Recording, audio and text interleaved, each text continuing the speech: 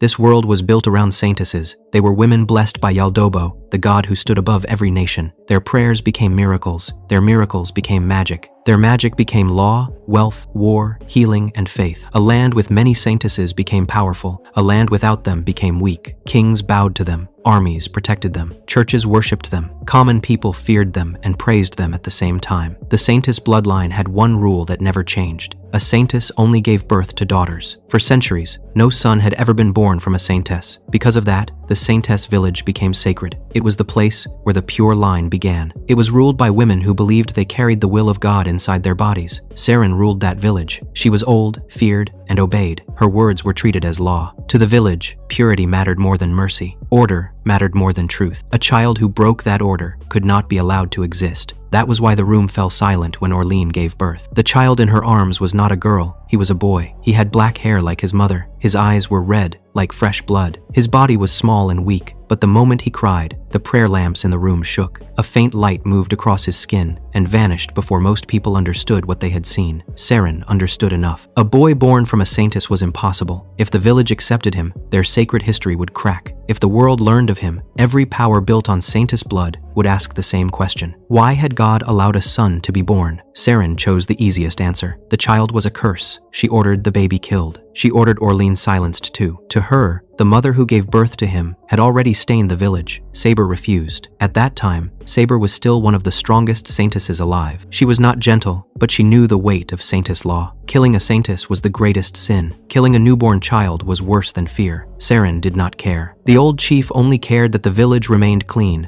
Orline understood what would happen if she stayed. She took the baby and ran into the storm. Rain covered her footprints. Blood and childbirth had weakened her body. Still, she climbed the mountain path with the baby pressed to her chest. She did not run, because she believed she could escape forever. She ran because she needed one chance to choose her son over the village. Saber followed her. She found Orline collapsed under the rain. Orline was shaking, but her arms still covered the child. She begged for his life. She knew Saren would erase him the moment he was taken back. Saber wanted to help, but wanting was not enough. If she openly protected the boy, the whole village would turn against her. The church would call her a traitor. The kingdom would hunt her. Saren would twist the law until there was no place left for the child to hide. Orline made the choice for her. She raised her hand. Saber reacted by instinct. A flaming arrow formed and struck Orline before Saber realized the trap. Orline had taken the blow on purpose. A dying saintess could leave one final prayer. It was not a request. It was an order carved into the soul of another saintess. Refusing it brought divine punishment. With her last strength, Orline named the baby Toru. She placed her final prayer on Saber. Saber had to protect him. She had to raise him. She had to let him live. Then Orline died in the rain. Saber returned to the village with the baby. She told Saren what had happened. She had killed Orline. She had also received Orline's final prayer. That meant Toru could not be killed. Saren raged when Saber placed the child in her arms. Saber did not stay to argue. She had to go to the Seraph Grand Temple and accept judgment for killing a saintess. So the only boy ever born in the saintess village was left in Saren's care. Saren could not break the prayer directly, but she could twist it. The prayer said Toru had to live. It did not say he had to be loved. It did not say he had to be treated as family. Saren took the baby into her house and let the village believe she was only obeying a cursed command. That was how Toru's life began. He was not raised as Orline's son. He was raised as a stain that had to be hidden. By the time Toru turned 8, he understood his place. His life was miserable. He slept in a storage shed behind Saren's house. His bed was a torn mat. His blanket was thin and dirty. Farming tools, cleaning supplies, broken jars, and old boxes filled the space around him. In winter, the shed froze. In summer, the air became heavy and sour. Every morning, Saren woke him with a kick. He cleaned the house. He carried water. He made breakfast. He did every task no one else wanted to touch. Saren lived with her daughter Olive and her granddaughter Ellie. All three were saintesses. Saren ruled the village. Olive could read traces from anything she touched. Food, cloth, wood, and even old dust told her what had happened around them. Ellie was Toru's age, but she already controlled lightning well enough to use it without killing him. That was the point. She knew how much pain his body could take. In this village, every woman had power. Toru was the only exception. Every morning, Olive checked the food before anyone ate. She touched the plates and confirmed whether Toru had stolen even one bite. He never did. He knew what would happen if he tried. His food came later. Scraps, peels, burnt edges, old rice. Anything the others did not want. Saren called that mercy. The village kids were no kinder. Ellie used lightning on him when she was bored. Noel used cold magic and watched how long his fingers took to move again. Sylphie used him as a practice target for martial arts. Astral made medicines and poisons from plants and needed someone weak enough to test them on. They were called his childhood friends. The word meant nothing. They did not hurt him in the same way every day. That would have bored them. Each of them used him for something different. Ellie tested control. She wanted to know how much lightning caused shaking, how much caused collapse, and how much left him awake enough to hear her laugh. Noel tested fear. She liked the moment his body stiffened before the cold reached him. Sylphie tested force. She practiced punches, kicks, throws, and wind strikes. If Toru fell too quickly, she complained. If he endured too long, she hit harder. Astral tested change. She gave him bitter, crushed herbs, and strange mixtures. She watched his breathing, his sweat, his fever, and his pain with calm eyes. Olive noticed something before the others did. Toru survived too much. A normal boy should have broken faster. A normal boy should have died from one of Astral's mistakes, or Noel's careless freezing. A normal boy should not have recovered from years of lightning and blows with only herbs and rest. Olive touched his wrist once and found a strange trace inside him. It was faint, too faint to call power, but it was there. Mana, Olive told Saren. Saren did not look pleased. She looked afraid for one brief second. She buried that fear under anger and ordered the girls to keep hurting him. If his body held something dangerous, then pain would teach him to lower his head before he ever learned how to use it. So Toru learned silence. He learned how to fall without breaking his teeth. He learned where to stand in the house so Saren would not notice him. He learned which floorboards creaked. He also learned to read. Old books were stored in the shed because no one cared about them. Some were records from outside the village. Toru cleaned them, hid them, and read at night under his blanket. Those books became his first teachers. They taught him that the outside world was not only saintesses and village walls. There were towns, roads,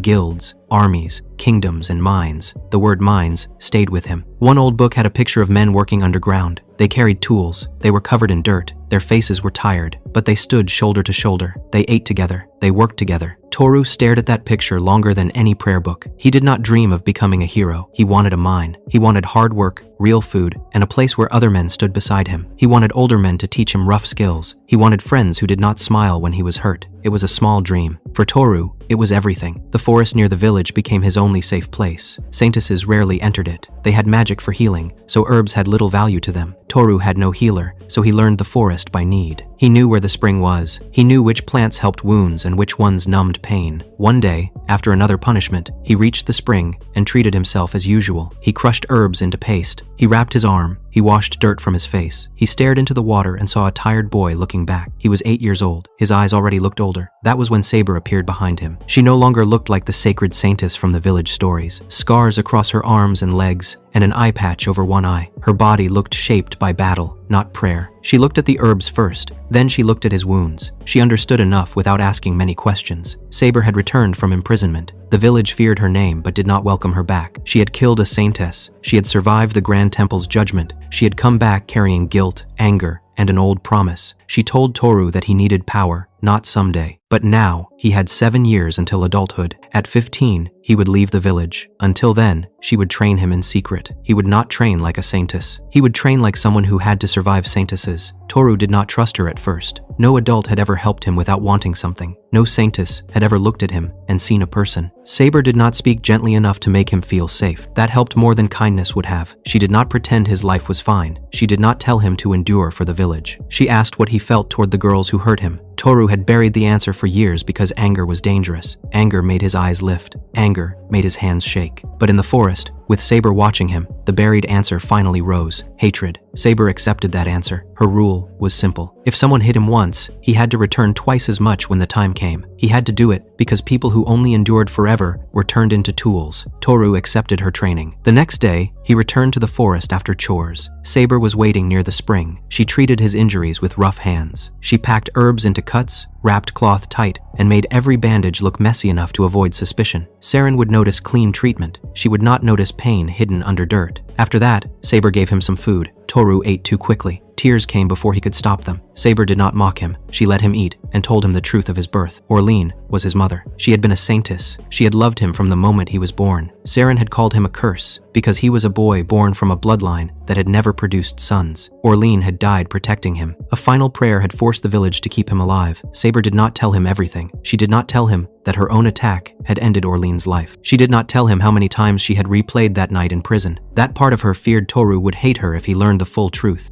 Toru listened quietly. The truth hurt, but not in the way Saber expected. He had already known he was unwanted, and the village hated him. Learning that his mother had loved him did not heal anything at once, but it placed one clean stone inside the mud of his life. Someone had held him and chosen him. That mattered. Saber asked what he wanted after leaving. Toru answered with the dream he had never said aloud. He wanted to become a miner. He wanted to live among men. He wanted work, food, and a place where he was not the only one of his kind. She understood that a small dream could be stronger than a grand one. Revenge could burn hot and vanish. A place to live could keep a person moving for years, so she built his training around escape. He would become a hunter. He would hide, watch, track, strike first, and vanish before stronger enemies controlled the fight. His main weapon would be a bow. He would also learn knives, traps, body movement, weak points, and close combat. If enemies thought he was helpless at close range, he would punish that mistake. Saber also made one thing clear. Saintesses were not unbeatable. They were powerful, but many depended too much on that power. They trusted magic to solve everything. They looked down on men. They ignored dirty tricks, weak footing, bad sightlines, and fear. Toru would learn to use all of those. The first real training began the next day. She drew red marks across his arms, legs, chest, back, and neck. The marks sank into his skin and vanished. It was a body-forging seal. It had 3 purposes. It would crush his body with constant weight. It would force him to learn control over every muscle. It would hide the growth of his mana from the village. Toru did not understand how cruel that was until Saber activated it. His body fell at once. The ground pressed against his face while Saber stood above him and watched. She did not help him up. She made him move his strength one part at a time. Fingers first, then wrists, then elbows, then knees and feet. Toru failed again and again. The seal did not care about effort. It only responded to control. Hours passed. His body shook. Sweat covered him. More than once, he almost lost consciousness. Every time his mind slipped, Saber reminded him of his dream. That word reached him. Toru stood before sunset. His legs shook so badly he almost fell again, but he stood. Saber ended the lesson, but she did not remove the seal. That was part of the training. From that day on, the weight would stay with him. If he could survive under that hidden pressure, his body would become something the village could not read correctly. Toru walked back to the shed with the herb basket in his arms. Every step hurt. Saren punished him for being late. Ellie added lightning because she wanted to see him fall. The seal made everything worse, but something strange happened inside the pain. His mana moved. It was tiny, rough, and wild, but it reacted before his mind did. Ellie noticed that he did not collapse as fast as before. Olive noticed the trace when she touched the floor after he dragged himself away. Saren noticed the look in his eyes. None of them understood the full reason. Saber's seal hid the shape of his growth. To them, he was still only a cursed boy who endured a little more than expected. That mistake became the first crack in the village's control. Toru returned to the shed that night and lay on the torn mat. His stomach was almost empty, but his mind was different. For the first time, tomorrow was not only another day to survive, it was one day closer to his dream of leaving the Saintess village behind. 7 years passed under the hidden seal. Toru grew inside pain. The seal made every movement heavy. Even sleep became a fight because the pressure never fully left his body. Saber never removed it. That was the point. The village still mistreated him, but Saber changed the meaning of it. Ellie's lightning became resistance training. Noelle's cold became control training. Sylphie's blows became impact training. Astral's poisons became survival training. Saren's hunger and chores became endurance training. He stopped letting every wound become only suffering. Every attack gave him information. Ellie needed rhythm before stronger lightning. Noelle's cold slowed her own fingers if she used too much at once. Sylphie's body leaned before she changed direction. Astral's mixtures always carried a smell before the worst effects began. The girls thought they were playing with him. Toru was studying them. Saber made sure of that. Every night in the forest, she asked what he noticed. She did not ask how much it hurt. Pain mattered less than information. If Toru remembered only fear, he remained prey. If he remembered timing, distance, habits, and weak points, he became a hunter. That lesson shaped him. He learned the bow first. The first bow was simple and cruel to use. It tore at his fingers. Under the seal, even drawing it felt impossible. Saber made him shoot anyway. At first, he missed everything. Fruit, stones, birds. Saber did not praise near hits. A miss was a miss. An arrow that almost saved his life was the same as an arrow that did nothing. So Toru kept shooting. He learned wind by watching leaves. He learned how sound arrived late compared to sight. His eyes became strange before his body caught up. At 10 years old, he could notice a spider thread moving across the spring from far away. At 11, he could count birds inside a tree before they moved. At 12, he could read footprints from a distance without bending down. At 13, he could follow a falling leaf through fog. At 14, he could shoot through gaps most adults would not even see. Saber noticed the change. His sight was not normal mana enhancement. A Saintess could sharpen her senses, but Toru's eyes did more than sharpen. They separated the world into lines, distances, and movement before he fully thought about them. He saw the opening before he understood why it was an opening. Saber called that his strongest weapon. She gave him a compound bow when his body became ready for it.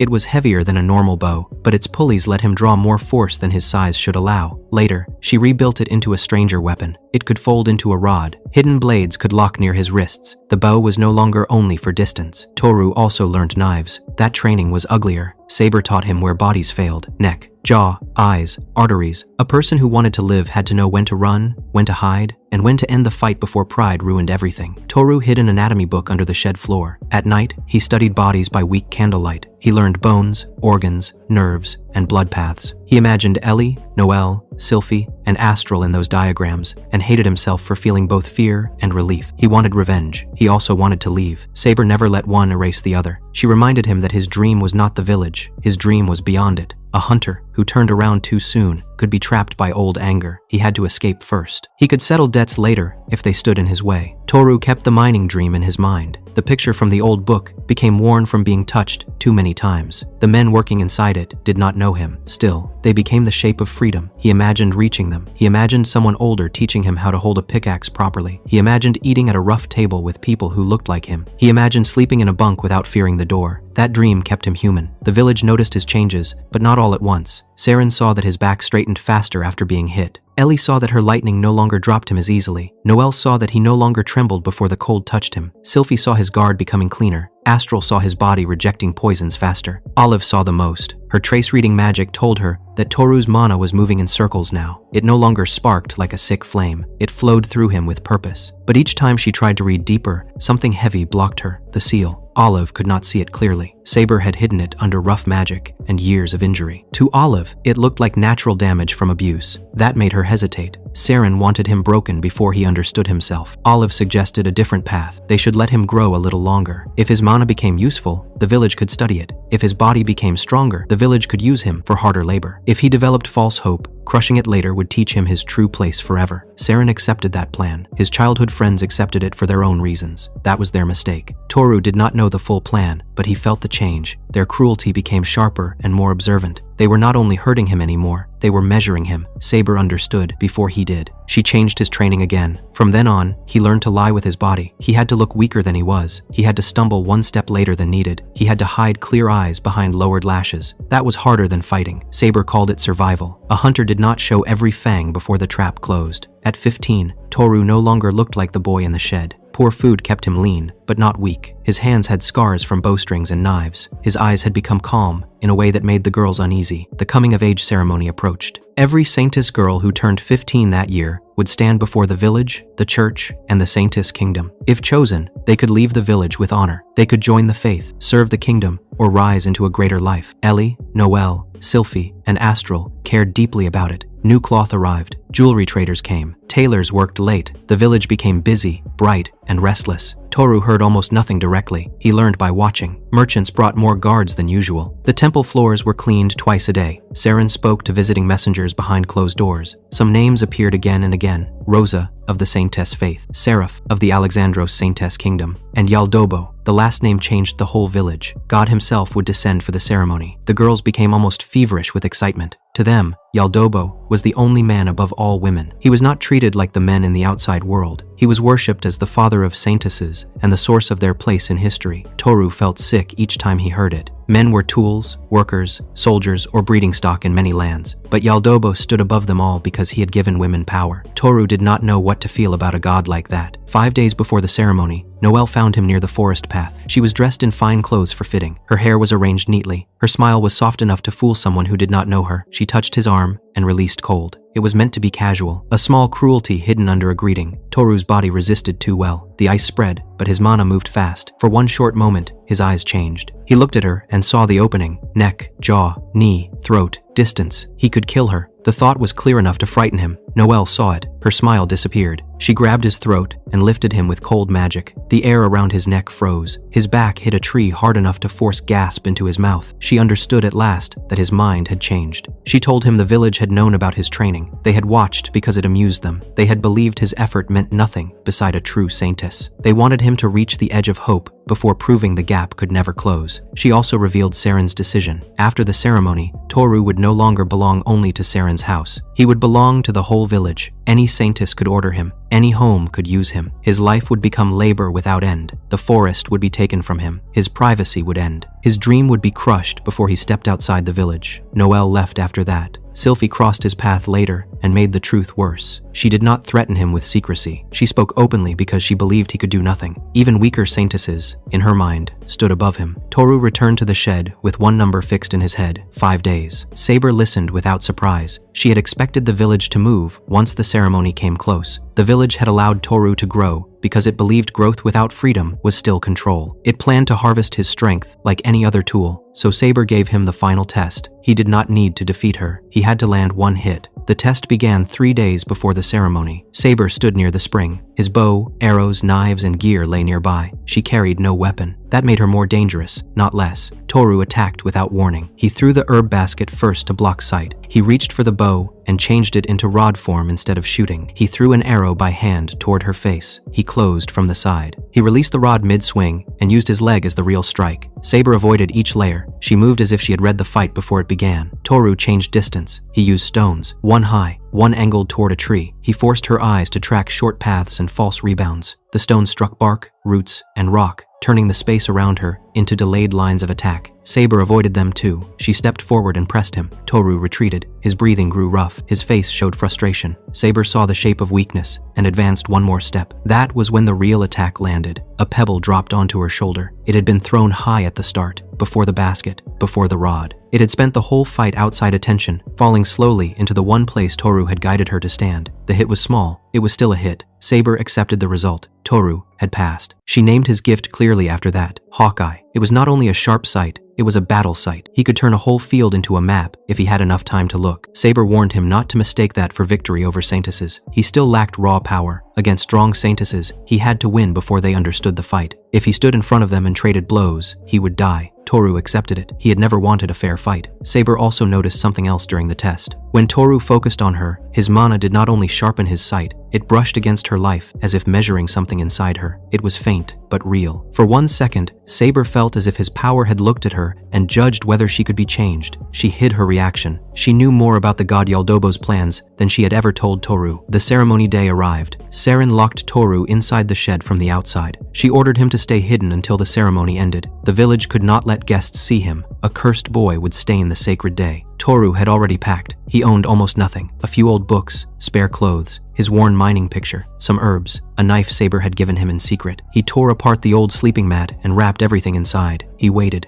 Outside, the village filled with voices. Girls laughed. Women walked toward the temple. Toru listened until the sounds shifted away from Saren's house. The shed area became quiet. He used Hawkeye through a crack in the wall. Glass, water, window corners. Reflections gave him pieces of the village. No one stood near the shed. The nearest guard had left to watch Yaldobo arrive. A cheer rose from the temple. That was the signal. Toru broke out. He climbed through the window, crossed the roof of Saren's house, and looked once toward the great temple. The crowd there was thick. Saintesses, priests, nobles, and visitors all faced the same shining figure at the front. Yaldobo had arrived. Toru felt a strange pull in his chest. If Yaldobo was the father of Saintesses and Orlean was his mother, then that god might be his father too. The thought lasted only a moment. A father who never came did not matter. Toru turned away and ran. He left the house. He left the village without looking back again. Saber waited in the forest. A large travel bag sat at her feet. She had prepared everything: travel clothes, strong boots, a leather vest, clothes, food, a map,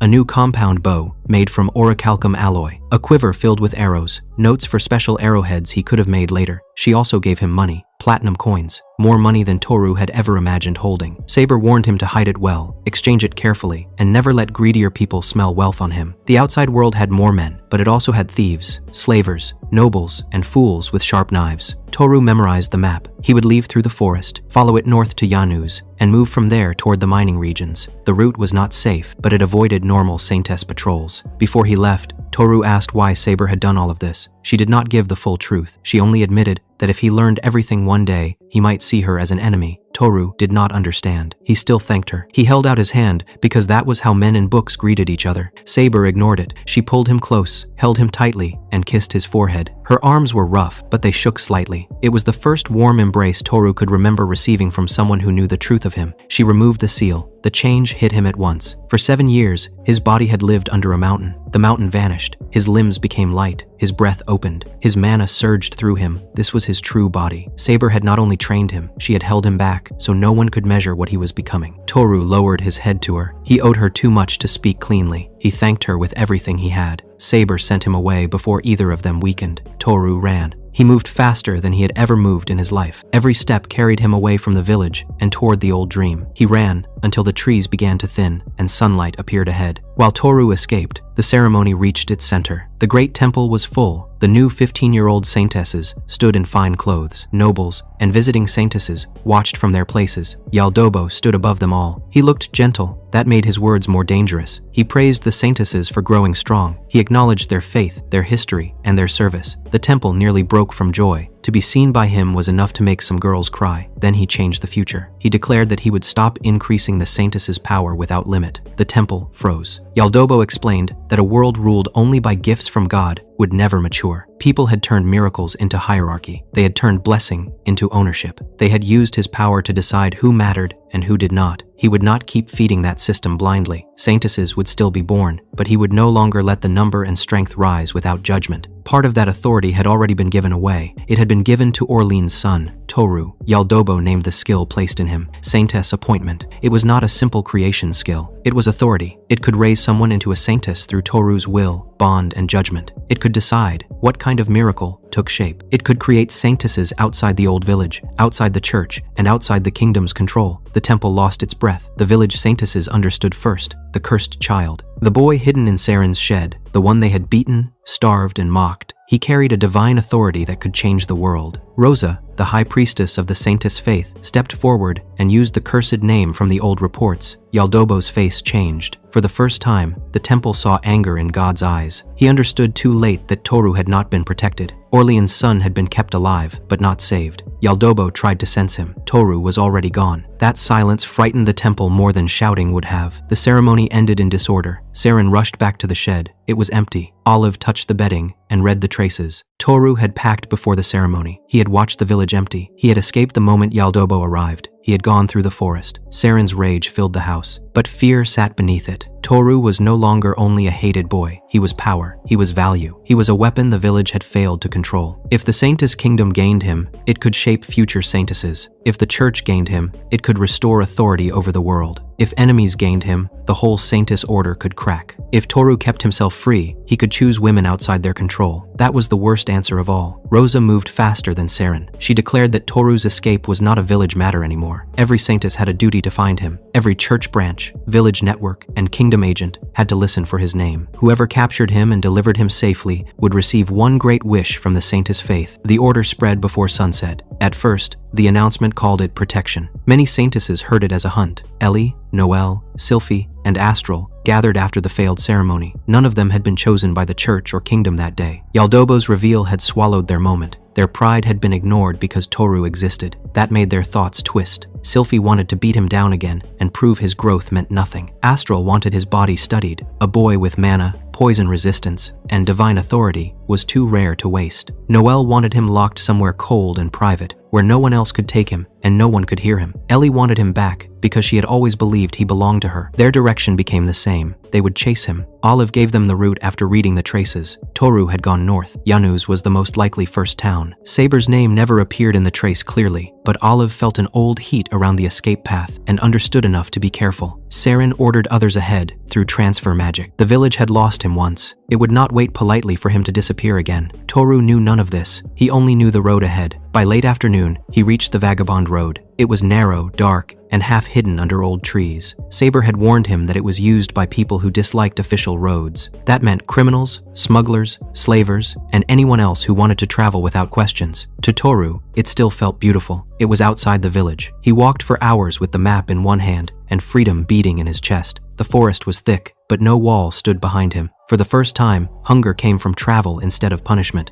That almost made it pleasant. He hunted a snake with Hawkeye and cooked it over a small fire. The meat was tough, but it was his. He had found it. He laughed while eating. It sounded strange even to him. Later, he heard wagon wheels. Toru climbed into a tree and looked ahead. Several wagons had stopped on the road. Men moved around them. They handled horses, ropes, boxes, and cargo. One was tall and broad with hair around his mouth, a beard. Toru's chest tightened. He pulled out the old mining picture and compared it to the man ahead. It matched. Real men, not drawings. Toru cried before he could stop himself. He wiped his face, climbed down, and approached the wagons with more fear than he had felt during some fights. A Saintess attack made sense to him. A man speaking to him did not. The men noticed him. The bearded man questioned why a boy was alone on the vagabond road. Toru could barely answer. The fact that a man had spoken to him like a person broke through him harder than pain. He cried again. The men became confused. Some thought they had scared him. Others joked awkwardly. Their rough voices only made him cry more because they were real. A woman interrupted the moment. She arrived dressed in loud clothes and jewelry, with a pipe in her mouth. Her name was Mistreated. She was a slave merchant. She was also a saintess. Toru disliked her immediately. She explained the road with pride. Bandits used it. People who traveled there without protection were either dangerous or merchandise. Toru still cared more about the men than her title. That insulted her. Mistreated attacked first. Vines burst from nearby trees and pots on the wagons. They shot toward Toru to bind him. She intended to capture him, sell him, and learn later why he had such strange eyes. Toru's mind cooled. Saber's training moved before fear could. He cut the first vines with his wrist blade, rolled under the next wave, and vanished into the trees. Mistreated kept her eyes forward and directed vines only where she could see movement. Toru circled behind her. He drew 2 arrows. He did not aim to kill, only to end the threat. Both arrows struck. Mistreated's arms were cut away below the elbows. For 1 second, she did not understand the shape of her own body. Then she screamed. The men rushed to her. They wrapped the wounds, threw supplies aside, and turned the wagons around. Toru stepped out to stop them, but they were already moving fast. His first meeting with men ended with them fleeing from him. That hurt more than he expected. 2 smaller wagons remained behind. Toru searched first and found clothes, cooking tools, and useful supplies. The second wagon was locked. He broke it open. Inside sat a girl with long black hair and empty eyes. She was around his age. She looked at him without fear. Her name was Hana. She believed Toru had bought her. Toru had no idea how to answer at first. Hana explained her situation without emotion. Her father had cut off one arm. Her mother had taken the other hand. Her younger brother had cut off her leg. After that, her family sold her to Mistreated. She spoke as if describing weather. Toru denied owning her. Hana saw it differently. Mistreated had abandoned the wagon. Toru had defeated Mistreated. By the ugly logic of the road, she now belonged to him. Toru rejected that idea at once. He asked what she planned to do if he left. Hana had no plan. If she stayed there, hunger or beasts would end her. If someone worse found her, her life would continue as property. To her, both results seemed similar. Toru understood that emptiness. He had seen it in his own reflection years ago. He introduced himself and explained his route. He was heading to Yanuz. Someday, he wanted to become a miner. Hana listened carefully. Something small moved behind her dead eyes when he said the word, someday. Toru decided to take her at least as far as Yanuz. He could not leave her in the wagon. Hana accepted and immediately made herself useful. She directed him to strip wood from the abandoned wagon. Under her guidance, he cut boards, shaped supports, wrapped leather, and built crude, temporary limbs. A wooden leg, a hook-like right arm, a simple left hand that could grip a little. Her instructions were precise, too precise for a helpless captive. When Toru asked, she only said that work like this had been part of her old life. He did not push. By sunset, Hana could stand. The wooden parts were ugly, but they worked. She bowed to Toru and offered her life for his use. He rejected that too, though he already understood. Words alone would not undo whatever had been carved into her. So he chose a simpler path. She could travel with him to Yanuz. She could teach him hunting and cooking. He would handle the parts of the work her body could not yet manage. After that, she could choose her future. Hana accepted the arrangement. Toru did not know yet that her future was not empty. It was buried under revenge. For now, they left the broken wagons behind and continued north together. Behind them, the Saintess world had begun to move. Her steps were slow at first, but not helpless. She learned the weight of the wooden leg faster than Toru expected. That made him watch her more carefully. By evening, Hana left the road and moved toward the brush. Toru almost stopped her, but she knew where she was going. She had smelled water. A short walk later, they reached a river. Toru set the bags down and prepared a fire. He was used to surviving alone, but not traveling with someone else. That changed small things. He had to think about where Hana could sit. He had to place tools close enough for her to reach. He did not feel annoyed. It felt strange to have someone correct him without mocking him. He hunted fish with the bow. He brought them back with quiet pride. Hana stopped him before he cooked them wrong. She guided him through cleaning, salting, and roasting. The result tasted better than anything he had cooked alone. Toru understood that her knowledge was not small. It came from real life, not books. Hana could not feed herself well with the rough wooden parts. Toru held the food steady and let her eat at her own pace. She ate the fish cleanly, bones included. When he stared, she explained that wasting edible parts was foolish. That answer sounded too normal. For a moment, she did not look like a broken captive. She looked like a girl who had once lived a hard but practical life. After the meal, they improved the wooden limbs. Hana asked for a slimmer leg, a better hook, and a left hand that could grip. She also needed enough movement to handle private matters without help. Her face changed slightly when she admitted that. It was the first clear sign of shame Toru had seen from her. He did not make it worse. He worked carefully. The wagon wood was poor material, but Saber's training had made his hands steady. He shaped the leg, adjusted the straps, balanced the foot, strengthened the hook, and carved a simple left hand that could close around light things. Hana tested everything under the moonlight. The parts were still crude, but they gave her more control. She bowed to him again. Toru disliked the way she kept acting like a servant, but he did not know how to fix it yet. Telling her she was free did not make her feel free. Words alone could not repair a life. That night, Hana offered to keep watch. Toru did not trust that she could stay awake all night, but exhaustion won. He slept near the fire with the bow close to his hand. Morning came. Hana was still awake. Breakfast was already cooking. More fish. Toru looked at the river, then at her wooden hands. He could not understand how she had caught them. She gave a simple answer that explained nothing. He let it pass. After breakfast, she lifted the heavy bag before he could take it. The bag held tools, cookware, clothes, money, and supplies. She stood under the weight without shaking. That confirmed what Toru had already suspected. Hana had trained in martial arts. She admitted it without pride. The same training had led to the loss of her limbs. After that, she went quiet. Toru did not force the story open. He told her about his own style instead. He fought with a bow, hidden blades, knives, and body strengthening. He did not fight fairly. Fair fights were for people who had the strength to survive mistakes. Hana accepted that answer. A while later, Hawkeye caught movement far ahead. A giant boar was feeding on a dead deer in the road. It was huge, heavy, and dangerous. The distance was far enough that most people would not even see it clearly. Toru stopped. He prepared one of the stronger arrowheads Saber had packed. He strengthened his arms and back with mana, drew the bow, and aimed through Hawkeye. It struck the boar through the head. The beast dropped at once. Hana watched without emotion, but Toru could tell she had measured the shot. She understood now that he was not only lucky, his distance control was dangerous. They cut only what they could carry. The meat smelled harsh, so Hana used spices from the abandoned wagon supplies. Toru followed every instruction. He was starting to understand the value of having someone beside him who knew things he did not. He asked what she planned to do after Yanu's. Hana answered that she would follow his wishes. That answer was not enough. Toru explained his path. He would register as an adventurer. He would earn money. He would travel north. He would reach mining towns. One day, he would work in a mine. Maybe, if life allowed it, he would own one. The thought hit him harder than expected. His own mine, his own workers, his own place where men could eat and work without lowering their heads to Saintess pride. He almost smiled too much. Hana noticed the dream before he fully said it. She said his goal was bigger than a job. Toru wanted to deny it, but the image had already taken root. Still, he returned to the problem in front of him. He told Hana that Yanu's could be the best place for her. He could give her money. She could buy proper artificial limbs. She could find shelter and choose a safer life. Hana asked if she was a burden. Toru answered honestly, she was. Not because he hated her. The road ahead would be dangerous. Saintesses were already hunting him. Her current limbs were weak. If danger came, she might die. Worse, he might make a bad choice trying to protect her. Hana's face changed. She asked whether a girl with missing limbs, no family, and no protection could truly live safely in a town ruled by saintesses and money. Toru had no clean answer. She did not want protection only. She wanted a place near him. She promised to be useful, but Toru felt something false under the words. He had seen emptiness in her. A person who no longer cared about living did not regain purpose in one day because someone showed basic kindness. Something else had moved inside her. Toru stopped walking and faced her. He made it clear that he would not take her farther unless she said the real reason. Hana finally broke her dead calm. Her real reason was revenge. Her family had cut her apart and sold her. She wanted to find them. She wanted to stand before them again. She wanted to finish the past with her own hand. The anger in her eyes was alive. Toru understood her better after that. He wanted to run from his old life. Hana wanted to return to hers and destroy the chains still tied to her heart. Neither path was clean, but both were real. He agreed to help her, not immediately. First, they needed Yanus. First, they needed work, information, and proper gear. After that, her revenge would become part of their road. Hana thanked him with more feeling than she had shown until then. That night, they ate the boar meat. It tasted better than Toru expected. The next day, they left the forest. Walls appeared in the distance. Smoke rose from chimneys. Carts moved toward a gate. Yanus stood before them. Toru stopped walking. A real town with people, roads, shops, guards, and noise. More important than that, men stood at the gate. 2 male guards checked travelers. One had a tired face. The other looked younger and bored. Their armor was worn, but real. Toru almost cried again. He forced himself forward. The guard asked for the entry fee. Toru tried to answer, but his voice caught. The guard thought something was wrong with him. Hana handled the situation before it became worse. Men had to pay to enter. Women entered free. The rule made Toru's mood harden. Even outside the Saintess village, the same shape remained. Women were treated as higher by default. Toru only had platinum coins. That caused another problem. The guards stared at the money and became suspicious. No normal boy carried platinum. One wondered if Toru served a high Saintess. Another looked toward Hana, as if she might be the true owner. Hana stated that she traveled under Toru. That confused them more. The guards told Hana to enter first and exchange the money inside. She could enter without fee. Toru waited at the gate with every nerve awake. The men tried to speak with him. Toru wanted to ask them everything: how they lived, where they slept, whether mines nearby hired young workers. He asked almost none of it. He did learn one thing. Yanus was ruled by Prune, the Saintess of cold wind. The guards called the town decent enough for men, but their tone carried defeat. Decent did not mean equal. It meant the rules were not as cruel as other places. Hana returned with exchanged coins. They paid the fee and entered. Yanus swallowed Toru at once. The streets were wide. Shops lined both sides. People shouted prices. Horses pulled carts. Adventurers carried weapons. Women in better clothes moved with confidence. Men moved faster and lowered their heads more often. It was not freedom, but it was larger than the cage. Toru's first decision was clear. Hana needed proper limbs. Before the smith, they went to the bank. Hana chose that stop because walking around with too much coin was foolish. Toru agreed once she explained it. The bank looked almost sacred. Stone walls, polished counters, clerks, iron machines, and guards made money feel like another kind of god. Toru opened an account. The clerk asked for his name and finger mark. Hana explained that the mark tied the account to his body. Toru pressed his finger where instructed. An iron machine processed the form and produced a hard card. His first bank card. He held it like a strange weapon. The platinum coins drew a brief change in the clerk's face, but he stayed professional. The money was deposited. Smaller coins were withdrawn. A passbook recorded the amount. Toru learned that he could use the account in other towns. That impressed him more than magic. After the bank, they went to a smithy. The owner was an older man. Toru almost forgot why he had come. To him, the smith looked like the future he wanted, a man who made useful things with his own hands. Hana kept him focused. The smith examined the wooden limbs and gave a blunt judgment. They were clever for emergency work, but poor for real use. He could make a better set by the next day, if paid well. Toru paid immediately. The smith measured Hana's remaining limbs and body balance. He did not pity her. He treated the work seriously. That seemed to matter to Hana. Their next stop was the Adventurer Guild. Toru registered first. The clerk was male, which made him happier than he wanted to show. The process was similar to the bank. He became an E-rank adventurer. E-rank work was simple: cleaning, carrying, basic labor. He asked if Hana wanted to register too, then remembered her missing fingers. He apologized before she could react. She did not blame him, but the silence stayed between them for a moment. They chose an inn near the smithy and guild. That night gave Toru more firsts than he could count. A real meal, a real bath, a real bed. He soaked in the bath until his head felt light. Dirt from the road, the village, and years of storage shed living seemed to loosen from his skin. When he returned to the room,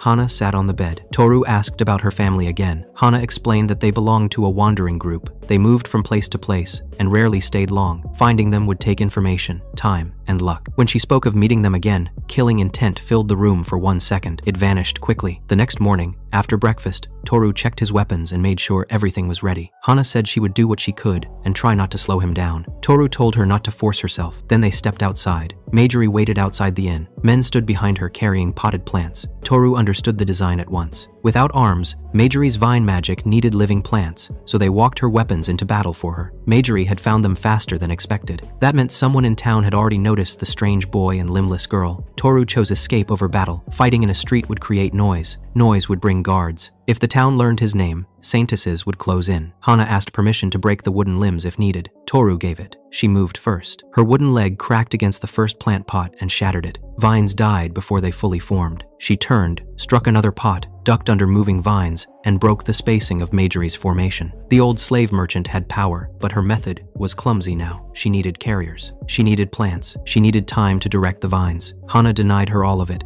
More pots broke. Crowds gathered. That was enough. Toru lifted Hana before the cracked wooden leg failed completely. He pushed Mana into his legs and jumped to a roof. Marjorie screamed below, but the street had already become too crowded for clean pursuit. They crossed rooftops and back alleys until they reached the smithy. The new limbs were ready. The metal arm and leg were clean, strong, and heavier than the wooden parts. The smith had built them for combat, not decoration. The leg carried extra weight in the heel and front, turning kicks into weapons. The arm locked into a solid fist and could endure impact. Hana tested them. Her first punch shook a wooden post. Her first kick cracked stone. The smith looked satisfied, though he pretended not to care. Hana thanked him with real respect. Toru tried to speak with the smith more, but the man dismissed him and returned to work. Toru left with regret. He wanted to learn from men like that one day. They went back to the guild. The mood changed the moment they entered. Too many people looked at them. Too many hands moved near weapons. The male clerk avoided Toru's eyes. A woman stepped forward. She was Lucy, the guildmaster of Janus. She explained that a capture request had been accepted under the Saintess Prune. The guild had accepted it as the highest priority request in town. Toru was the target. The guild would hand him over. Toru refused before she finished. The refusal sharpened the room. Lucy expected fear and negotiation. She expected a boy to panic inside a building full of armed adventurers. Hana moved before the guild could fully close the trap. Her metal fist struck Lucy in the face. The guildmaster dropped hard. Toru folded his bow into rod form and smashed the nearest adventurer's weapon hand. He did not wait to see who hated him and who only wanted payment. He grabbed Hana in his arms and broke through the entrance. Shouts followed. They escaped onto rooftops again. This time, the town itself turned hostile, and Saintess Prune had already moved. After Marjorie reported that Toru used mana, Prune sent cold wind through Janus to search for his presence. She found the strange mana trace. She also received the wider Saintess order from the church. Yaldobo's son had escaped. The boy named Toru carried Saintess appointment. Whoever captured him could demand one great wish. Prune and Marjorie made a private agreement. Prune wanted authority. Marjorie wanted profit and revenge. Neither wanted another Saintess to claim Toru first. The guild capture request was bait. The street attack was pressure. The rooftops were left open on purpose. Prune believed a hunted boy would run for the wall. She was right. Toru and Hana recovered their belongings from the inn and moved through hidden routes toward the outer wall. Toru used Hawkeye to avoid patrols. Hana watched the streets below and corrected his route when crowds shifted strangely. Still, the trap had already been built. They cleared the wall with mana-enhanced legs. The moment they landed outside, a cutting wind passed through the place where Toru's neck had been. Hana hit him from the side and knocked him out of the line. They rolled across the ground. Prune stood ahead with her pipe in hand. Marjorie waited nearby with fresh plant carriers. Lucy stood with several adventurers, her face swollen and anger barely controlled. They had been surrounded before they reached freedom. Prune presented herself as the ruler of Janus and the Saintess of Cold Wind. She no longer treated Toru like a filthy runaway. She called him valuable. She called him Yaldobo's son, a priceless asset. She called him the hope of the Saintesses. Then she held out a hand and offered him a place beside her. Toru looked at her for a second. Then 15 years of disgust rose all at once. For the first time in his life, he openly rejected a Saintess and made it clear that he wanted nothing to do with Saintesses, their hope, or their future. It felt better than he expected. For one clean moment, his chest felt light. Prune's gentle mask vanished. The fight began. Lucy's adventurers rushed Hana first. Hana met them head on. The new metal limbs changed everything. A spear came in fast. Hana slipped beside it and drove her fist upward. The attacker dropped. A sword came from the side. Hana answered with a kick that sent the woman rolling across the ground. Lucy entered next. Her body was wrapped in close combat magic. Her fists carried pressure strong enough to break bone. She was not weak. She had only underestimated Hana once. She did not make that mistake again. The two clashed. Toru moved toward Prune and Marjorie. Marjorie's plant carriers spread out. Vines shot from several pots at once. Prune's cold wind moved between them, bending Toru's path and slowing his fingers. Toru saw the problem. The carriers were men, not enemies by heart, probably paid, forced, or used because Marjorie needed hands. His first hesitation cost him. Cold wind wrapped his wrist. Vines almost caught his leg. Prune's magic bit into his skin and made his hand clumsy. Saber's old lesson returned. A hunter who spared the wrong thing at the wrong moment died. Toru apologized inside his mind and struck the carriers down without killing them. He broke pots first, then wrists, then knees. He used the rod form of his bow and moved through them in a short, brutal line. Marjorie's attack pattern broke apart. Prune tried to bend his arrows with wind,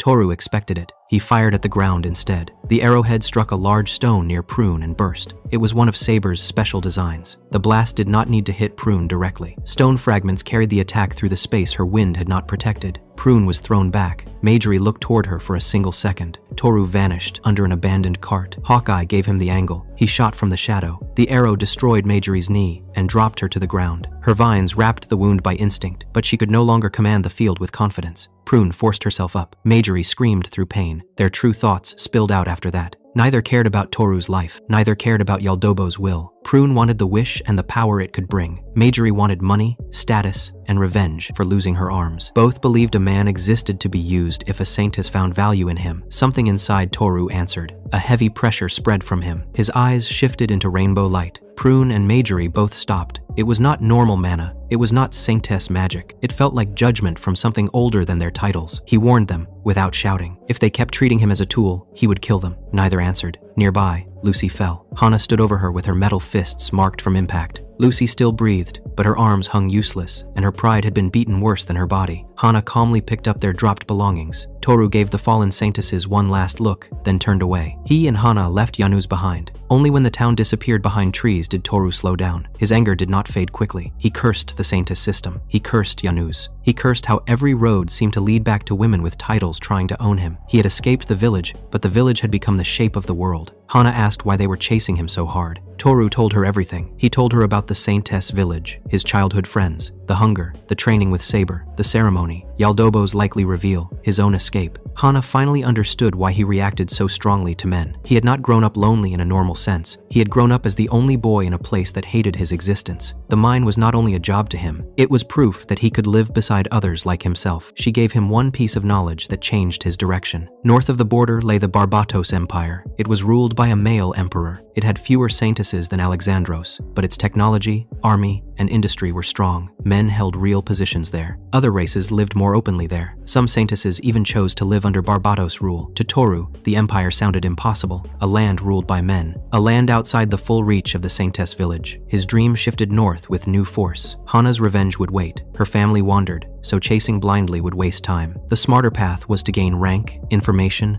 money, and allies first. Barbatos offered a better chance for all of that, so they avoided main roads. Toru used Hawkeye to read distant movement. Hana used smell, sound, and instinct to find hidden paths and safer camps. They moved like fugitives at first, then more like partners. Toru began to trust her judgment. Hana began to act before asking permission. That was progress. 10 days later, the border town came into view. Land already felt different. Men walked with more life in their steps. Workers shouted, without lowering their heads each time a woman passed. Beastfolk and other races moved openly. Toru stared at it for a long time. Beyond that town was Barbados. Beyond Barbados were mining regions. For the first time, the dream did not look like a picture in an old book. It looked like a road. Toru relaxed too soon. A familiar gaze touched him from the street ahead. His body knew it before his mind accepted it. Lightning danced over a hand. Cold mist curled near the ground. Wind shifted around a familiar stance. A bitter herbal smell reached him. Ellie stood in the road. Noelle stood beside her. Sylphie and Astral stood with them. Saren waited at the front. Olive stood near her. More than 20 Saintesses had spread through the area, sealing the paths out. The past had reached the border before him. They had not come by accident. Saren had chosen the place well. The road was wide enough for Saintesses to spread out. The buildings blocked easy escape. The border guards were absent. That meant Saren had either paid or threatened someone, or used village authority to clear the street. Toru understood the trap in one glance. His body still failed him. His breath shortened. His hands became cold. The old shed returned in his mind. The storage smell. The thin blanket. Saren raised one hand toward him. Her face looked calm and almost kind. That was the most disgusting part. For 1 second, the child inside Toru almost obeyed. His body remembered years of lowering his head before his mind could reject it. Hana grabbed his hand. She did not pull him behind her. She held him in place. Her grip was hard enough to hurt. That pain helped. Toru looked past Saren and saw the road beyond the town. He saw carts loaded with ore, men carrying tools. The dream from the old book was no longer a picture. It was ahead of him. He steadied himself. He refused to return. He wanted a life that did not belong to Saintesses. He wanted to move forward even if the whole village stood behind him with chains. Saren's false kindness broke at once. Her face twisted into the same ugliness he knew. She called him ungrateful. She claimed the village had kept him alive. She claimed his life had value only because Saintesses had allowed it to continue. She treated his escape like theft.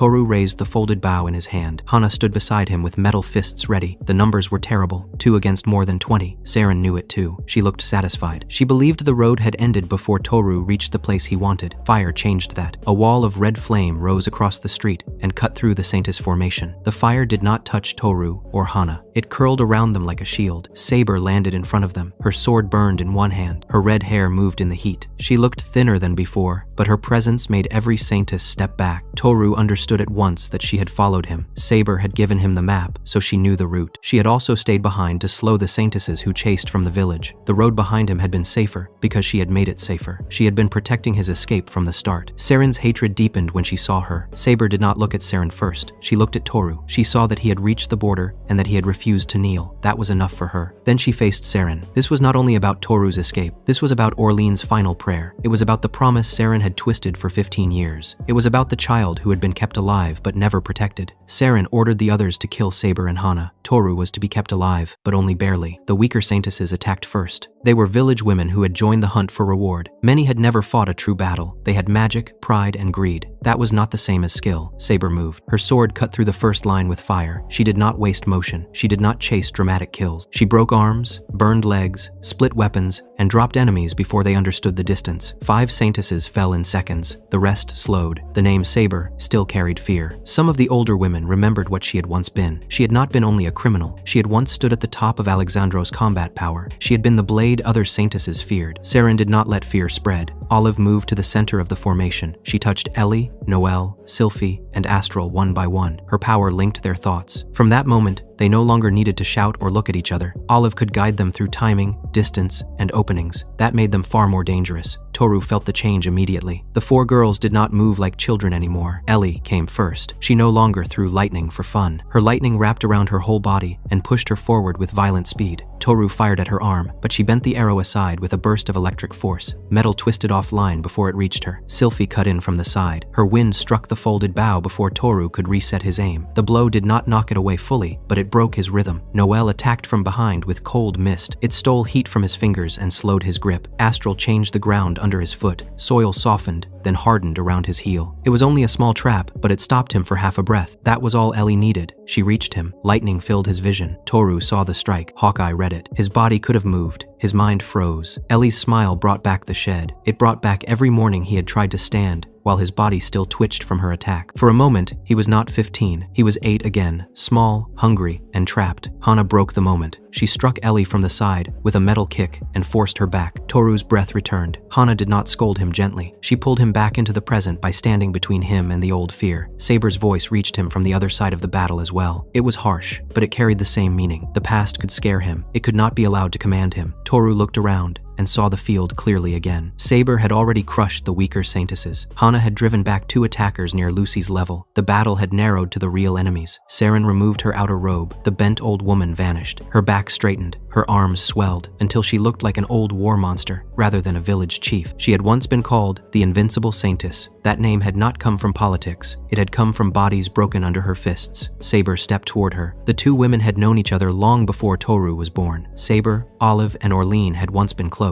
Saren had ruled above them. That old past now stood on the street like another battlefield. Saber accused Saren of twisting Orlean's dying wish for her child. Saren placed Orlean's death back on Saber. She was the one who killed her. Saber accepted that guilt without defense. That made Toru look at her for one short moment. He did not understand yet, but something inside him tightened. Saren attacked. Her first punch cracked the street. Saber avoided the center of it and cut along Saren's arm with flame. Saren did not care about burns. She pushed through them with raw force. Saber had speed, skill, and fire. Saren had weight, toughness, and brutal strength. If Saren hit cleanly, Saber would break. If Saber kept moving, Saren would burn down piece by piece. The fight became a storm. Toru wanted to help, but the 4 girls denied him space. Ellie pressed him with lightning. Sylphie cut off escape routes with wind. Noelle shaped the air into cold walls. Astral changed stone to ruin his footing. Olive stood behind them and guided every move. That was the real danger. Each girl alone had habits. Together under Olive's control, those habits covered each other. Toru changed his method. He stopped trying to win the center. He shot at lamps, wall corners, carts, roof tiles, and metal signs. Each shot created a new angle. Broken wood fell, sparks scattered. Hawkeye turned the street into a web of small chances. For a moment, it worked. Sylphie had to dodge falling debris. Noelle blocked stone fragments. Astral shifted ground to protect Ellie. Olive had to adjust too many pieces at once. Toru slipped away from the center and tried to reach higher ground. Ellie saw it. Her expression changed.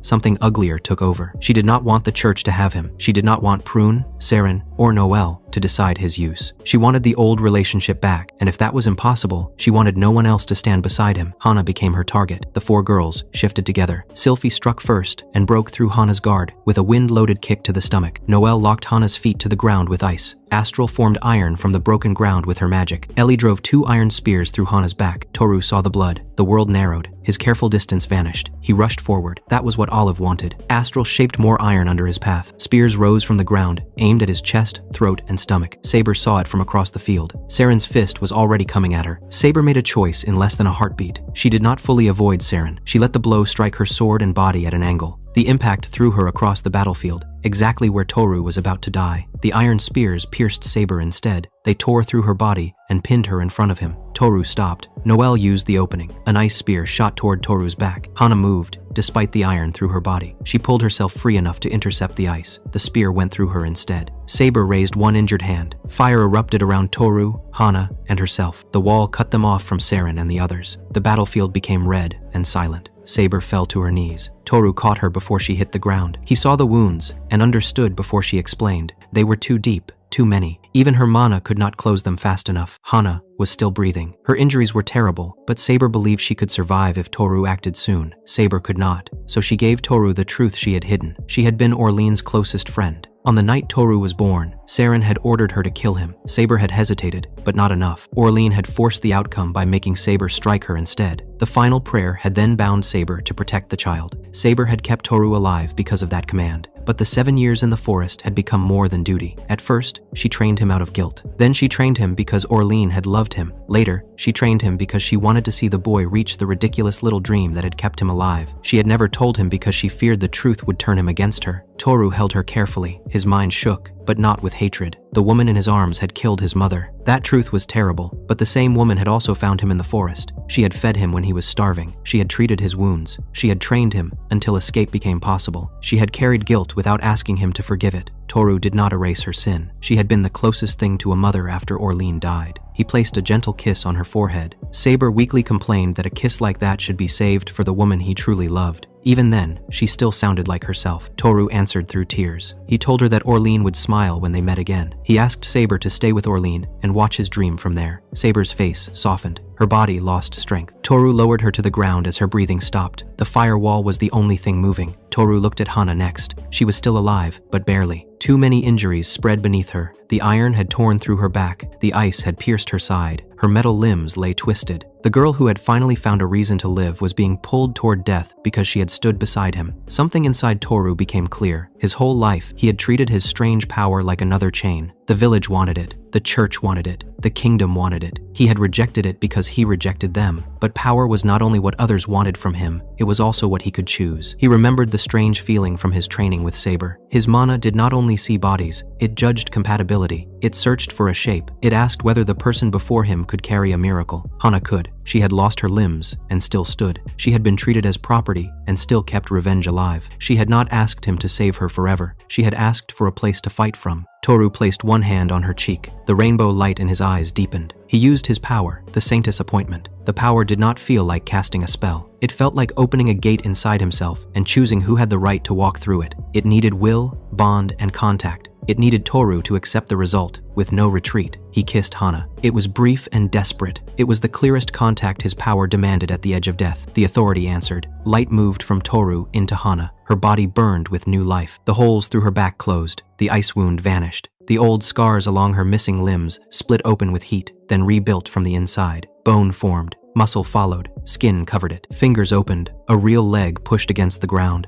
Hana stared at her restored hands. Her breathing changed. For years, her body had been a cage of absence. Now, everything was there. Not repaired with metal or wood, but restored. The firewall began to fall. Outside, Saren and the others waited. Ellie tried to step forward first. Noelle attacked before the flames fully cleared. Ice struck Hana's arm and shattered it. Astral pinned one of Hana's new legs with iron. Sylphie rushed in and split Hana's side with a wind-enhanced strike. The wounds looked fatal, but they closed. Bone rebuilt, skin sealed. The shattered arm restored itself before the broken pieces hit the ground. Saren understood the danger first. Hana had awakened as a saintess. Her miracle was regeneration, but it was not ordinary healing. It did not only close wounds. It restored the body to its complete state. Toru stood behind her with his bow raised. Hana stood in front of him, with both real hands flexing slowly. Toru looked past her at Saren, Olive, Ellie, Noelle, Sylphie, and Astral. The past still stood there, but now the future had teeth. Saren did not panic for long. She saw the truth quickly. Toru had not become unbeatable. His power had only appointed Hana as a saintess. Hana had gained a miracle, but she had no years of saintess training. She had power without practice. That was how Saren judged it. Olive judged the field next. Her mind link connected everyone. Through that link, she controlled their timing. Ellie and Sylphie would pressure the front. Noelle and Astral would control movement from the sides. Saren would strike whenever Hana's regeneration slowed. Olive would keep reading the whole battlefield. It was a good plan. It only had one mistake. They still thought Hana was the only threat they could see. Toru trusted Hana to hold the center. Hana understood without needing more. She raised one leg and struck the ground. The impact cracked the street. Stone split. Dirt and dust burst into the air. The whole area vanished inside a brown cloud. For 1 second, every saintess lost sight of Toru. Sylphie cleared the dust with wind. When the air opened again, Hana stood alone. Toru was gone. Olive read the traces on the street and tried to follow his movement. She found the first path. It led toward a roof. Ellie fired lightning there. No one was there. Olive found the second path. It led behind a broken cart. Noelle froze it solid.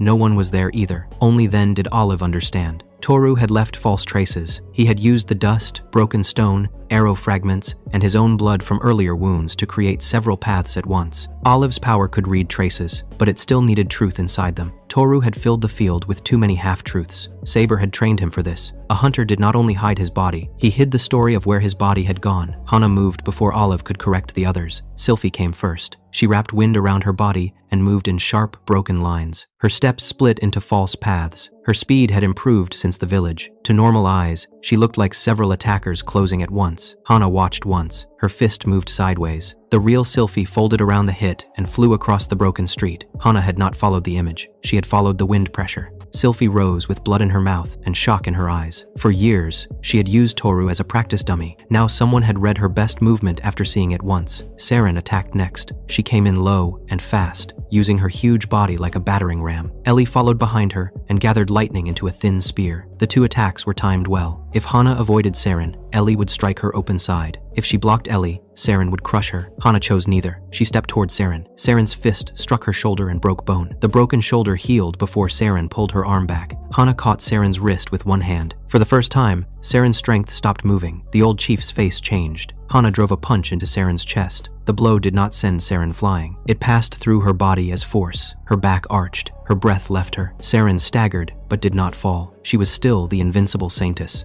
That made her dangerous. Astral moved while Hana was locked with Saren. The ground under Hana turned to soft mud. Iron needles rose from inside it. Noelle added ice above the mud so Hana's feet would slide if she jumped. Ellie gathered lightning again. Sylphie attacked from the blind side. Olive's control was sharp. For a short time, Hana was pushed back. Her body healed everything, but healing did not remove pressure. If her arms broke, she lost one beat. If her leg was pinned, she lost one step. If ice cut her vision, she had to clear it. The enemy used those tiny delays well. Toru watched from hiding. He did not waste arrows. A normal shot would only reveal him. So Toru waited for the one moment none of them could cover. Hana gave him that moment. She stopped pretending to be only a newly awakened saintess. Her body changed. Her pulse became loud enough for the others to hear. Veins rose along her arms and neck. Her eyes turned deep red. Her fingers lengthened. Her muscles tightened. Her hair moved like a living thing. Saren recognized it. Long ago, when she was still feared on battlefields, she had faced one warrior from a forbidden clan. That clan did not fight like knights, mages, or saintesses. They changed their own bodies. Bone, muscle, hair, blood, organs, and skin could become weapons. They were assassins, hunters, and body monsters shaped through generations. Saintesses hated facing them. Saren had nearly died against one. Hana came from that bloodline. Her family had not cut her apart because she was weak. They had done it because they feared what she could become. The forbidden state normally destroyed the user from inside. The heart overworked, muscles tore, blood burned, organs failed. Every second stole life. Hana now had regeneration. Her body broke and rebuilt at the same time. That made the forbidden state stable. That made her impossible. Sylphie attacked first because fear made her angry. Hana did not dodge. Her hand changed into a claw and cut across Sylphie's body with perfect control. The wound was deep enough to drop her, but not enough to kill her. Sylphie hit the ground and tried to rise. Hana shattered her elbow with a kick, then her wrist, then her shoulder. Sylphie's screams cut through the street. Hana did not look excited. She looked focused. Every strike had a purpose. Years of stolen limbs had not made her sloppy. They had made her exact. Astral tried to attack from behind. Hana's hair moved first. Several strands hardened into thin red needles and struck Astral's wrist, throat, and knee. Not killing points, stopping points. Astral's spell collapsed before it formed. Hana reached her in one step and drove her face into the ground. Astral stopped moving. Noelle backed away. For the first time, cold fear showed clearly on her face. She sent ice spears from every direction. Hana walked through them. Spears pierced her arms, legs, and shoulder. Each wound closed around the ice and crushed it out. Hana reached Noelle. Her fingers became short blades. She cut Noelle again and again. Every wound was placed to hurt and scar without killing. Noelle's ice lost shape. Her voice broke. The girl who once enjoyed watching Toru freeze now shook under a pain she could not control. Saren roared and charged. Her body still had power. Her pride still refused defeat. She reached Hana with both fists raised. That was when Toru fired. The arrow struck Saren's right hand. Saren looked toward the line of the shot. That was the trap. The arrow exploded. The blast took her arm at the shoulder and threw her balance open. Hana stepped in and struck her chest again. This time, Saren fell. The invincible Saintess hit the ground and did not rise. Olive's mind link cracked. Fear spread through the remaining girls without her control holding them steady. Ellie and Olive were the only ones still able to think clearly. They chose surrender. They bowed low. They promised the village would stop chasing him. They said Toru could leave if he spared them. They placed all blame on Saren, on the church, on fear, on misunderstanding. Toru did not step out. Hana did not believe them either. She turned away just enough to test them. The lie revealed itself at once. Ellie gathered lightning into a huge sphere above her head. Olive gave the command with her mind. They no longer cared about capture. They would rather kill Toru and Hana than lose completely. 2 arrows came from different angles. The first cut away Ellie's arms below the elbows. The second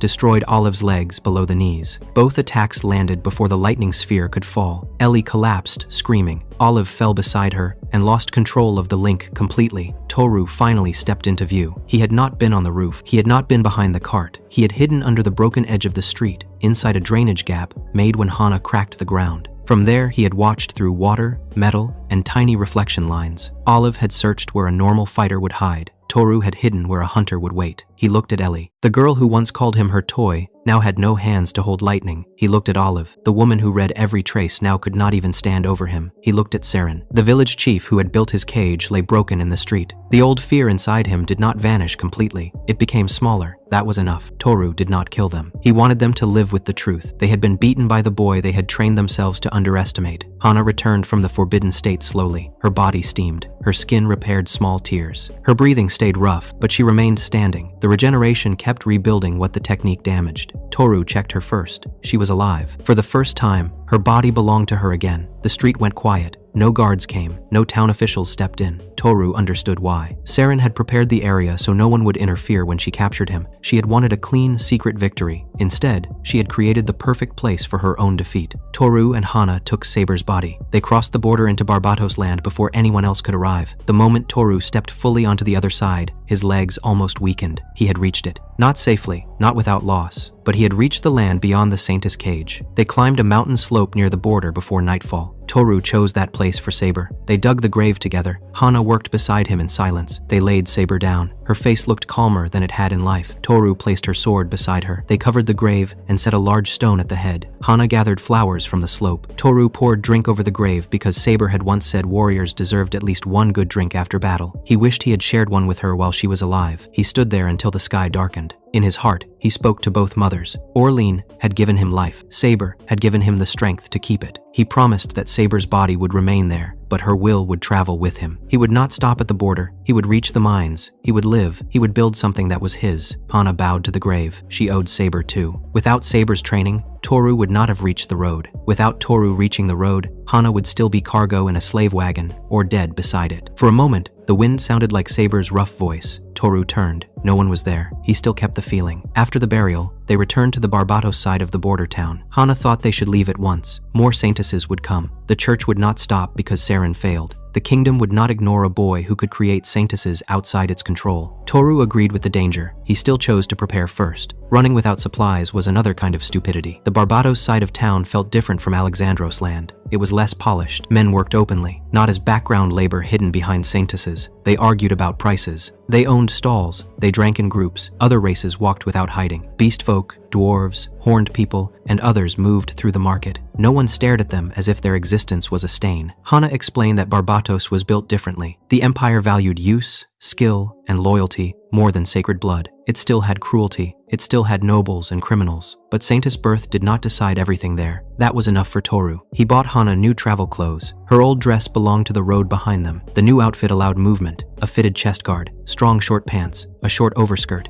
a flexible jacket. She refused weapons. Her body was the weapon now. She could harden her hands, shape claws, form blades, and use the forbidden state if needed. A normal sword would only slow her down. Toru bought more arrows. The shopkeeper was a man with blackened fingers and a missing ear. Toru watched him explain arrow balance and string care with open focus. Hana had to pull him away before he asked too many questions. They stayed at an inn that night. The room had 2 beds. Toru sat on one and cleaned his bow. Hana sat on the other and kept opening and closing her restored hands. She tried not to look emotional about it, but failed more than once. Toru did not tease her. He understood what it meant to touch freedom and fear losing it. He also understood that the kiss during her appointment sat between them in a strange way. Neither spoke of it for long. The next morning, Hana registered as an adventurer. She could finally press her own finger to the guild plate. The card that came out was plain, but she held it carefully. It was the first official proof that she was not property. She was a person with a name and rank. E rank, like Toru. They stood together before the guild board. The jobs were still simple. Toru stared at the mining-related notices the longest. One job involved carrying supplies to a small test mine outside town. It was low pay, dirty, and simple labor. To Toru, it looked like treasure. He took the notice. Hana watched his face and accepted the choice without complaint. Before leaving the guild, Toru checked the wanted notices. His name was not there yet. That would change. The Saintess world had already started moving. Rosa, Seraph, and others would not leave him alone. But for that one morning, the storm had not reached the Barbatos Guild board.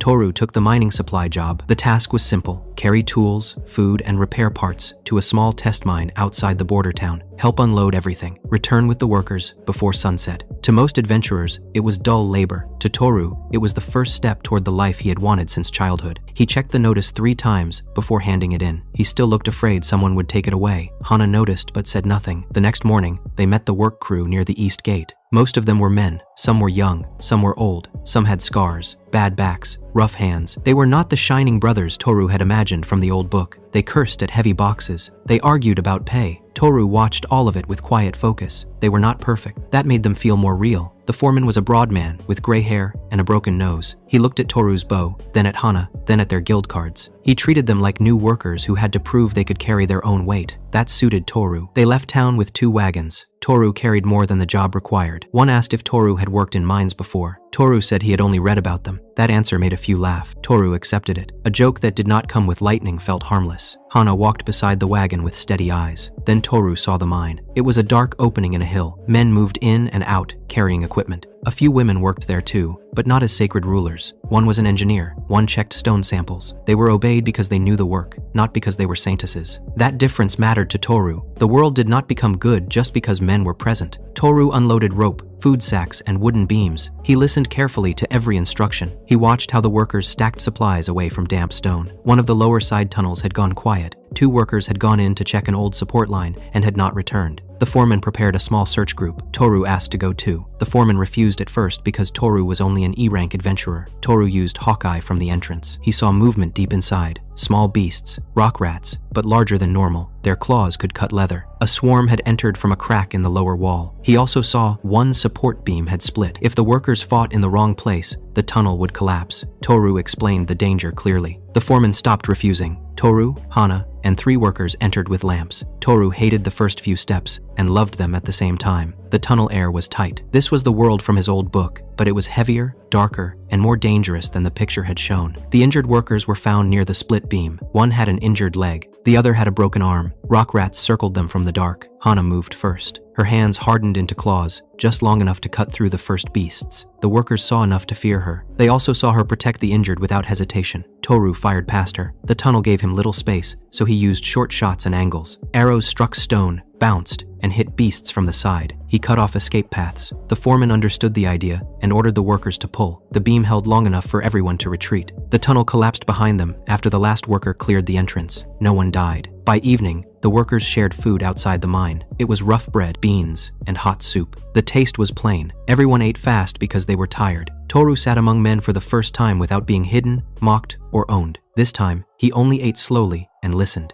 The workers talked about old injuries, taxes, and rumors from deeper in Barbatos. Some complained about Saintesses, some complained about their wives. Some laughed at things Toru did not fully understand. Toru held that moment inside himself. The dream had not been wrong. It had only been incomplete. Men were not holy. Mines were not paradise. Work did not erase pain, but a place like this could exist. That was enough. When the job ended, the foreman paid the group and gave Toru a small chipped piece of ore from the collapsed side tunnel. It was worthless as money, but Toru kept it anyway. It was his first ore. He wrapped it in cloth and placed it with the old mining picture. Hana watched him and smiled faintly, while Toru took his first step into Barbatos. Meanwhile, the Saintess village fell into silence. The survivors returned broken. Saren's plan had failed so completely that no one could hide it. She had left with Saintesses, confidence, and the authority of the village. She returned with ruined girls, missing limbs, and fear. Astral suffered the worst. Hana's strike had damaged her head and spine. Her mind remained awake, but her body no longer obeyed. Everything below her neck became dead weight. She could not feed herself. She could not sit up. The girl who once tested poisons on Toru now stared at the ceiling, while others measured every spoon of water for her. Her cruelty had been cold and curious. Her punishment became stillness. Noelle survived with scars. The cuts Hana placed across her body did not vanish fully. Even healing magic could not erase all of them, because the wounds had been shaped with Saintess power and forbidden blood. The deeper wound was fear. Noelle could no longer enjoy cold. When frost formed near her own hands, she remembered Hana walking through ice without slowing. When she closed her eyes, she saw red eyes and body-made blades. When someone touched her from behind, she screamed before knowing who it was. The girl who once enjoyed Toru's fear became ruled by her own. Sylphie healed in body. Her bones were reset. Her joints were restored. Her muscles recovered enough to train again. She tried to return to the yard and strike the practice posts as if nothing had changed. It failed. A Saintess approached from behind and called her name. Sylphie dropped into a guard with panic across her face. Her body remembered Hana breaking her piece by piece. Her pride wanted to fight. Her nerves refused. She still had strength. She no longer trusted it. And Saren lost an arm. For most Saintesses, that would have been the greatest humiliation. For Saren, the worst injury was memory. Hana's forbidden form dragged an old battlefield back into her mind. In her prime, Saren had once fought one warrior from that same bloodline and almost died. She had buried that fear under decades of authority. At the border, she saw a worse version, a forbidden body with regeneration, a monster created by Toru's choice. For the first time since Orlean's death, Saren accepted a truth she hated. She could not take Toru by force. Olive lost both legs. Her trace-reading magic still worked, but her confidence broke. Olive understood the most painful part. Toru had not won only because of Hana. He had outread her. The boy she had measured like an object had learned to lie to her magic. Ellie lost both arms. That loss destroyed the shape of her life. Her lightning had always begun in her hands. Her punishments, her pride, her games, and her control over Toru had all passed through those fingers. Now they were gone. Healing saved her life, but not her arms. Every bird shadow looked like an arrow. At night, she dreamed of Toru stepping from the broken street with rainbow eyes and a bow in his hand. In the dream, he did not beg or cry. He only looked at her like she had become nothing. That was what broke her most. For years, she had believed Toru was her toy. At the border, he had treated her like a threat to be removed. The house that once ruled Toru's life became a house of fear. Younger Saintesses whispered more than before. Some wondered why Yaldobo had given his authority to the cursed boy. Some wondered why Saren had hidden him so badly. No one asked too loudly. Not yet. Rosa received the report from the border. She studied every detail. Toru had crossed into Barbatos. Saber was dead. Hana had become a Saintess through his power. Rosa understood the lesson. Sending greedy Saintesses after him would only feed his growth, so she changed the hunt. The public order still called for Toru's safe capture. The reward remained, but the true details were restricted. Common Saintesses were told only that Yaldobo's son had been misled by traitors and taken toward Barbatos. They were not told how dangerous Hana was. They were not told how badly Saren failed. Rosa shaped the story before Barbatos could. Saber became a traitor who stole the boy. Hana became a monster who corrupted him. Barbatos became the enemy land, hiding divine property. Toru became a lost treasure who had to be recovered for his own good. It was a cleaner story than the truth. The Alexandros Saintess kingdom moved too. Seraph did not want the church to control Toru alone. A boy who could appoint saintesses could change war, politics, marriage, succession, and military balance. If the church gained him, the kingdom would kneel more deeply. If Barbatos gained him, Alexandros could face saintesses born from enemies. So Seraph prepared her own agents. Diplomats, spies, merchants, mercenaries, and saintesses who knew how to smile while setting traps. Toru's fight had left the village. Now the world would begin. Toru knew none of these movements yet. After the mining supply job, he and Hana returned to the border town with dust on their clothes and pay in their hands. Toru looked happier than Hana had ever seen him. That night, they sat at the inn and planned properly. They could not rush deeper into Barbatos without rank or information. They needed to understand how the empire handled saintesses, guilds, and clans. Hana's revenge also needed patience. Her family wandered with a hidden group. They would not be found by anger alone. Toru accepted that. He would work as an adventurer near mining towns. He would learn mining from the ground up. He would build rank. He would gather allies carefully. He would help Hana find her family. And when the Saintess world came for him again, he would not only run, he would decide who deserved his power.